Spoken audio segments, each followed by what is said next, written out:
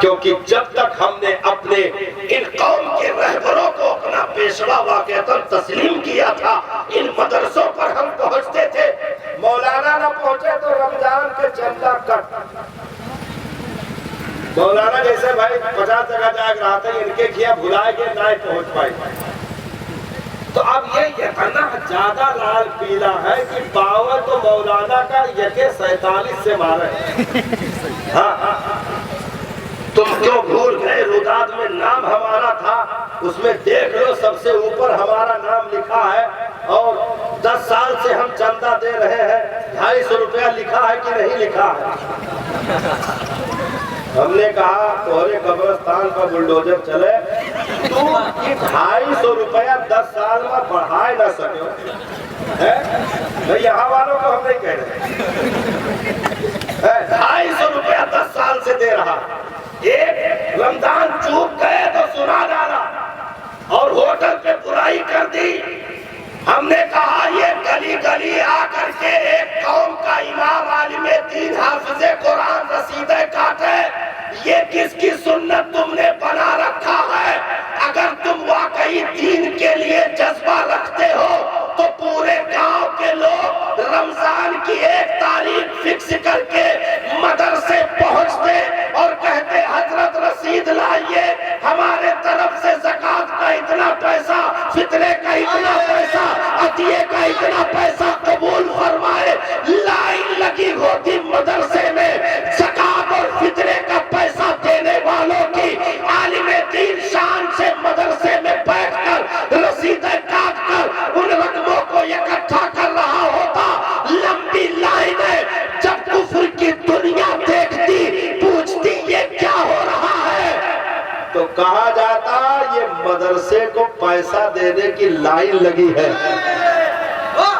جب کفر کی دنیا پوچھتی یہ کیا ہو رہا ہے تو کہا جاتا یہ قوم اپنے قیمتی رقم کو نکال کر مدرسے کو دینے کے لیے لائن میں کھڑی ہے، تو وہی کفر کی چھاتیاں بج جاتی کہ یہ گورنمنٹ کے روپیوں کے خیرات کے محتاج نہیں ہے، یہ جب چاہیں گے دارالعلوم بنائیں گے، جب چاہیں گے مسجد بنائیں گے، یہ کسی غیر کے سکھوں کے فقیر نہیں ہے، ان کی قوم میں وہ جذبہ ہے جو اپنے چھاتیوں کی طاقتوں سے بڑے بڑے مدرسے چلا سکتے ہیں۔ نعرہ تکبیر، نعرہ رسالت، مشرق اعلیٰ حضرت، جلسہ دستار بندی، دارالعلوم اہل سنت نعیمیہ آفتاب رسول۔ علم، علماء اور ان مدرسوں کو ہماری نگاہوں میں کمزور کیا گیا۔ قرآن نے تو کہا صاحب جاننے والے اور نہ جاننے والے برابر نہیں ہو سکتے، برابر نہیں ہو سکتے صاحب۔ ہم نے اپنی نگاہوں میں انہیں کمتر سمجھا، تو امام صاحب نے کیا کہا؟ ہارون الرشید سے بات وہی ہے نا، ابھی تقریر آگے بڑھی کہا، بات وہی ہے۔ کیا کہا؟ تمہارے گھر آ کر نہیں پڑھائیں گے، یہ علم کی توہین ہے۔ او بادشاہ، اگر بھیجنا ہے تو اپنے شہزادے کو میری جھوپڑی میں محل سے نکال کر بھیج دے، محل سے نکال کر کے میری جھوپڑی میں میری چوکھٹ پہ بھیج دے اگر وہ کچھ لینا چاہتا ہے۔ سلطان ہارون الرشید کی گردنیں جھک گئیں، ہاتھ جوڑ کر کے کہا سرکار جو حکم آپ فرمائیں، جو حکم آپ فرمائیں سرکار، کل سے میرا بیٹا آپ کی چوکھٹ پہ رہے گا۔ سلطان نے اپنے شہزادے کو جو حویلیوں کا مالک بننے والا ہو، تاج کا مالک بننے والا ہو، اپنے شہزادے کو وقت کے امام کے ٹوٹی جھوپڑی کی چوکھٹ پر لے جا کر کھڑا کر دیا۔ سلطان کا بیٹا علم دین حاصل کر رہا، وقت گزرتا گیا مسلمانوں، وقت گزرتا گیا، زیادہ ٹائم تو نہ ہو جاتے نہیں تو انہیں کہا کہ مولانا دوباجی سبحان اللہ کا آپ کہتے ہیں پورا پھیل گئے۔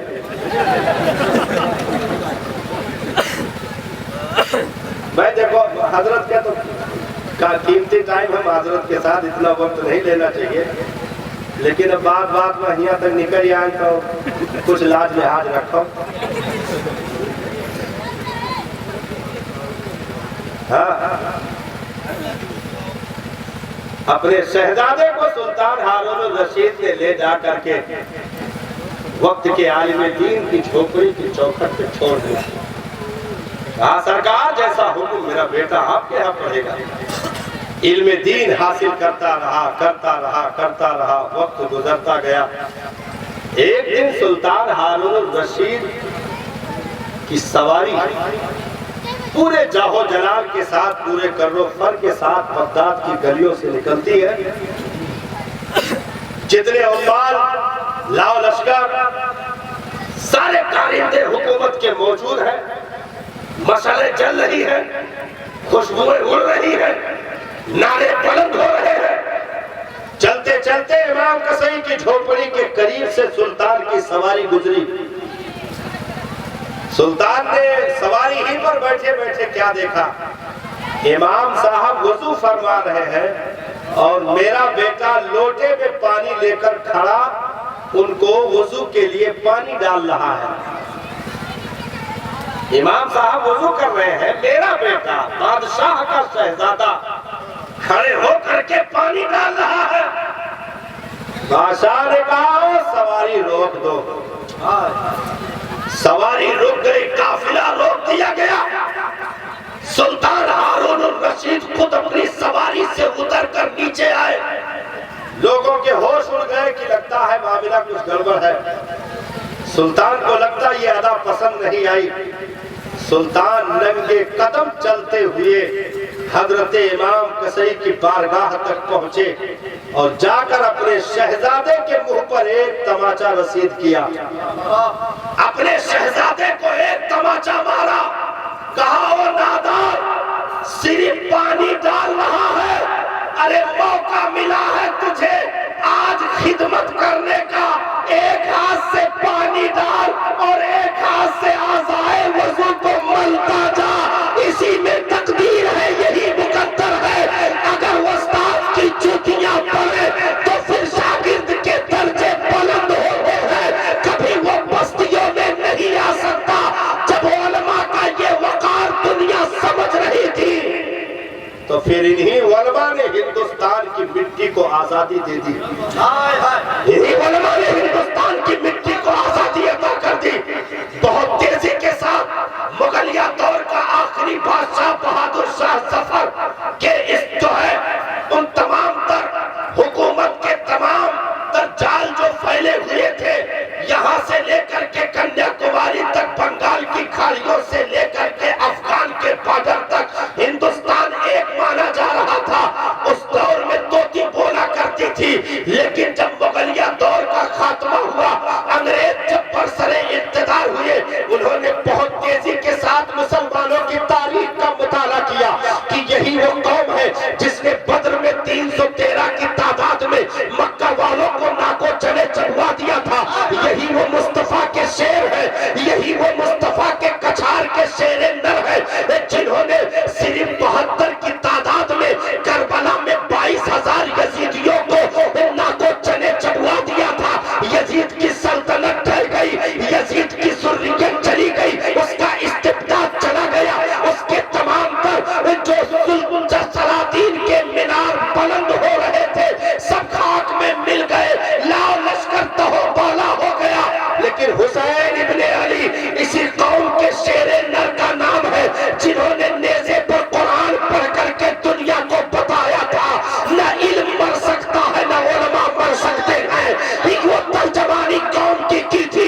مصطفیٰ پر نازل ہوئی کتاب کی تلاوت کر کے نبی کے نواسے نے دنیا کو ایک سبق دیا تھا, ایک درس دیا تھا کہ ہم انگوٹھا ٹیک قوم سے تعلق رکھنے والے نہیں ہیں, بلکہ ہم اس مذہب میں پیدا ہوئے ہیں جہاں گھٹیوں میں قرآن پلایا جاتا ہے, جہاں چادریں اڑا کر کے حدیث کا خزانہ اجیلا جاتا ہے. تمہاری تاریخ کا مطالعہ انگریزوں نے بہت تیزی کے ساتھ کیا اور مسلمانوں سے چھینی ہوئی حکومت تھی تو یہ کوشش تھی کہ دوبارہ مسلمانوں کے ہاتھوں میں نہ جانے پائے. تو کیا کیا جائے؟ اس قوم کو ذلیل کرنے کے لیے کیا کیا جائے؟ تو اس ہندوستان میں جہاں بڑی چالیں چلی گئی وہاں نمبر 1 پر سر فہرست تھا علم اور علماء۔ یہ انگریزوں کی سب سے بڑی سازش رہی، علم کو ٹارگٹ کرو، علماء کو ٹارگٹ کرو، اور جس پیغمبر سے یہ جڑے ہوئے ہیں ان کی عزت کو ان کی نگاہوں میں مجروح کر دو۔ تو اپنے ہی چولوں سے پلی ہوئی نسلوں کو داڑھی ٹوپی کا خاکہ دے کر کے ان کے ذلیل ہاتھوں سے، ذلیل قلموں سے ذلیل تحریریں ریلیز ہوئی، اور تقویت الایمان کی صورت میں قوم کے سامنے آئی، اور بہت تیزی کے ساتھ منبر و محراب سے کہا گیا معاذ اللہ، نبی کا خیال اگر تمہاری نماز میں آ جائے تو تمہاری نماز چلی جاتی ہے۔ یہ حرکتیں کی گئی۔ اب جو علماء بچے تھے ان کے لیے کیا کیا جائے؟ کیونکہ آنے والی نسل کو علم نہ ملے اس پر تو سازشیں چل رہی، لیکن جو علماء موجودہ دور میں ہیں ان کے لیے کیا کیا جائے؟ تو یاد رکھو صاحب، دلی گیٹ سے لے کر کے پشاور تک جانے والی سڑک شیر شاہ سوری کی بنوائی ہوئی وہ سڑک جو سب سے لمبی سڑک ہے، گرانڈ ٹرینک روڈ کا کیا کہتے ہیں روڈ، اس کے کنارے دلی گیٹ سے پشاور تک درخت لگے ہوئے تھے۔ اس سڑک کے کنارے ہر درخت پر انگریزوں نے ایک عالم ربانی کا سر کاٹ کر لٹکایا ہوا تھا۔ 22,000 علماء